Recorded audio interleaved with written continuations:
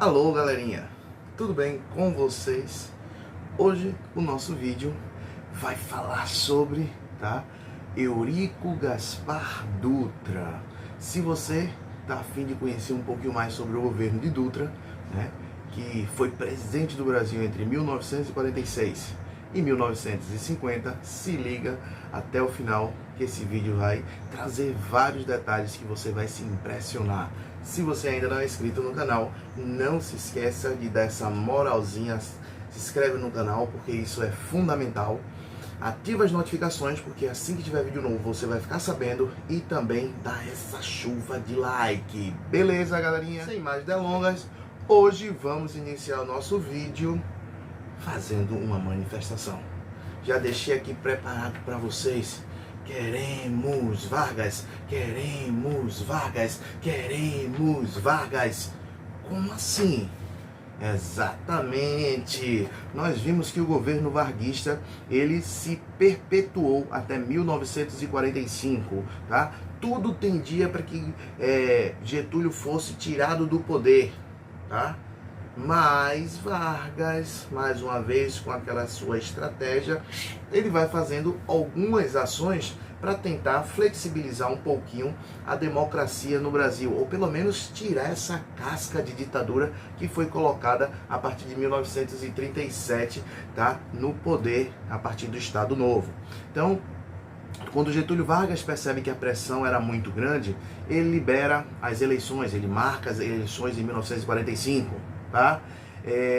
Quando ele percebe também que a repressão estava sendo muito grande, ele vai destituir a DIP, o Departamento de Imprensa e Propaganda. Bem, ele pensava que com essas medidas ele poderia continuar no cargo e quem sabe até mesmo se candidatar.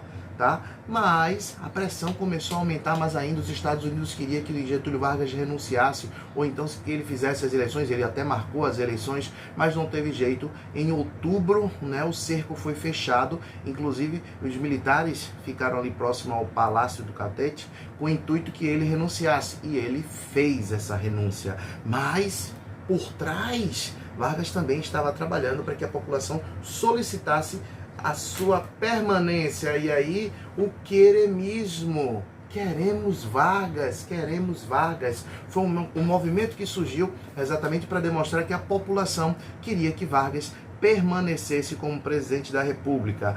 Há quem diga que Vargas financiava esse queremismo, há também quem diga que a população defendia a permanência de Vargas no intuito ou com medo de perder todos os direitos trabalhistas que Vargas havia instituído. Bem, o fato é que ele renunciou e ainda em 1945 nós temos novas eleições. Mas ele perdeu, o conflito, mas não perdeu, ele perdeu a batalha, mas não perdeu a guerra. O que é que acontece? Vargas renuncia à presidência da República, logo se candidata a senador, ainda em 45, e Vargas por trás ali vai ajeitando o caminho para Dutra subir ao poder. Lembrar que nesse momento, dentro do cenário político, do Brasil, nós tínhamos ali pouquíssimos partidos. Até porque uma das medidas que Vargas fez, tentando flexibilizar a política no Brasil, foi liberar os partidos. Falei para vocês que depois da instituição do Estado Novo, todos os partidos foram proibidos, mas em 45 Vargas volta, retoma a possibilidade de partidos. Aí nós temos o PTB, que vai ser associado ao PSD, temos o PSP e principalmente a UDN. Volta também o partido que até então estava sendo considerado ilegal, o Partido Comunista Brasileiro, PCB. Então, basicamente, Júnior, nós tínhamos 5 partidos, exatamente. O principal opositor do governo getulista era Carlos Lacerda, que era presidente da UDN. E ele vai colocar como possibilidade para presidente da República o brigadeiro Eduardo Gomes, certo? Mas quem vai ganhar foi aquele político que foi direcionado por Getúlio Dornelas Vargas, ou seja, Eurico Gaspar Dutra, como ficou conhecido, o governo de Dutra, que nós vamos falar a partir de agora. Se liga! Bem, dentro do cenário mundial, a partir de 1946, o mundo estava vivendo a Guerra Fria. Então, uma das coisas que Dutra, ao entrar, fez logo foi se alinhar ao bloco capitalista, se alinhar ao Estados Unidos da América. Lembrar que nesse momento nos Estados Unidos quem estava no poder foi Harry Truman. Então aí nós temos já um alinhamento do Brasil, né, em pró dos Estados Unidos. Não podia ser diferente. Logicamente que nós iríamos nos aliar aos Estados Unidos. Vocês acham que a gente iria fazer, né, um alinhamento com a União Soviética? Pouco provável. Então, o que era já esperado, o Brasil se aliou aos Estados Unidos nessa Guerra Fria, tá? Uma das coisas mais importantes, eu particularmente considero a mais importante nesse período de Dutra no poder, foi uma nova Constituição. Lembrar que antes de Dutra entrar no poder, qual era a Constituição que estava em vigor? A Constituição que fez que o Brasil entrasse no Estado Novo. A Constituição Varguista de 37. Então, se fazia necessário ter uma nova Constituição. Então, em 1946, nós vamos ter uma nova Constituição, uma Constituição que foi promulgada e basicamente vai trazer ali vários direitos, por isso esse período é chamado de período democrático, tá? Eu tenho a independência dos 3 poderes, eu tenho que o Brasil, né, passa a ser uma república federativa presidencialista, tá certo?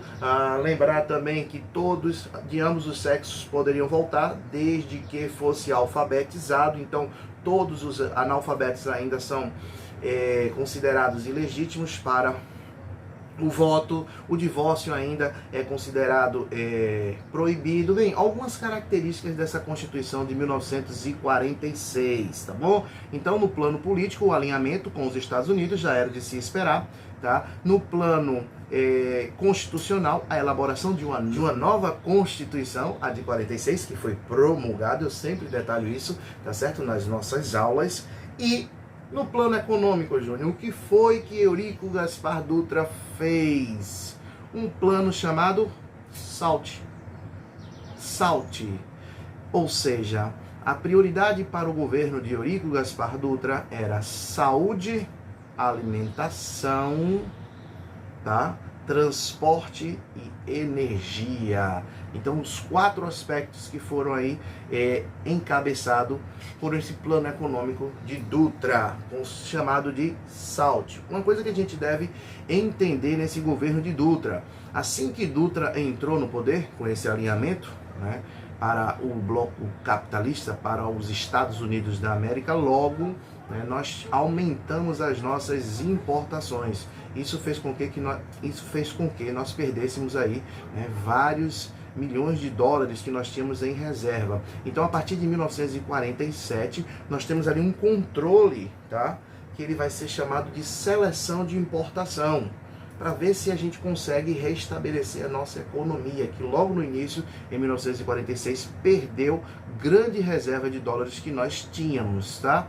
Outro detalhe importante, ainda no plano econômico, né, os historiadores marcam que a partir de 1947 a nossa economia começa a ser medida pelo Produto Interno Bruto, ou seja, o PIB. Beleza, galerinha? E Dutra acaba, né, abrindo a possibilidade de novas eleições. Nós temos aí uma Constituição que legitimava que o presidente poderia passar 5 anos no poder, e em 1950 nós temos novas eleições. Precisa dizer quem estava lá para presidente do Brasil?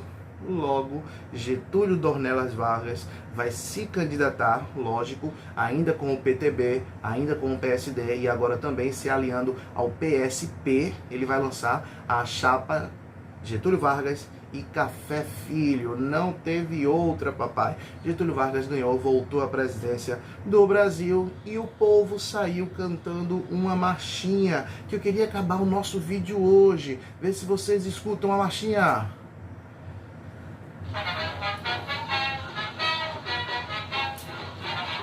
Ó o dedinho, ó o dedinho. Volta o bota o retrato do velho outra vez, bota no mesmo lugar, o rainho do velhinho faz a gente trabalhar, o sorriso do velhinho faz a gente trabalhar. Então é isso, galerinha. O nosso vídeo acaba hoje com essa marchinha em comemoração ao retorno de Getúlio Vargas à presidência do Brasil. Isso se iniciará em 1951. Valeu, galerinha! Se você gostou desse vídeo, não esquece de se inscrever no nosso canal, porque isso é fundamental. Dá essa chuva de like e ativa as notificações. Beijo do gordo, e vou terminar esse vídeo com a continuidade da marchinha que foi elaborada em comemoração a Getúlio Vargas. Bota o retrato do velho, olha aí, bota no mesmo do lugar, porque o sorriso do velhinho faz a gente trabalhar. Alusão de Getúlio Vargas ao trabalhismo e aos direitos aos direitos trabalhistas que foram consolidados pela CLT em 1943. Fui, galerinha!